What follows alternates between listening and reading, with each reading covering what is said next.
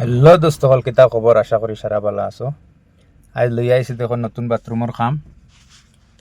এক বাথরুমও কাম হইব, পানির লাইন দেখাইমু। ও দেখতে পাত্রা কনসিল খাটিছি, কনসিল খাটিয়া পুরা রেডি রেডি করা হওয়ার বাদে ভিতরে পাইপ ঢুকাইমু। টাইস লাগবার আগে পাইপ ঢুকাইতে লাগবো। ও দেখতে পারবেন সব খাটিয়া রেডি করছি, বিরাট শক্ত ইট হইলে অসুবিধা নাই, খাটি লাইছি। ও দেখানি পাইপ সাইপ আউরিছি ত্রে হলাইল। ও সামান আনিয়া তোয়া সব ফিটিং হইব।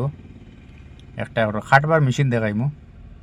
ও তো বড় মেশিন, ডাইরেক্ট ওয়াল কাটিয়া যায়।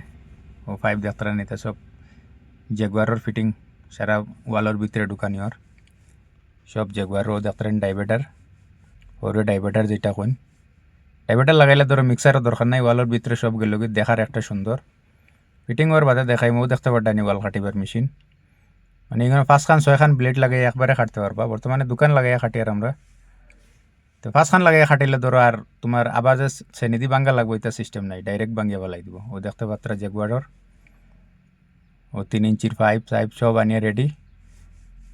এখন ওই তো কাম।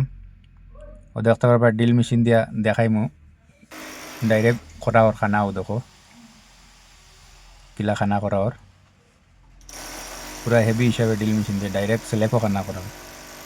এটা হেভি ডিল না হইলে খানা হয় না, এটা ছোটো মোটো ডিল হইলে 1-2 যাতায় জ্বলিয়া যাইব গিয়া।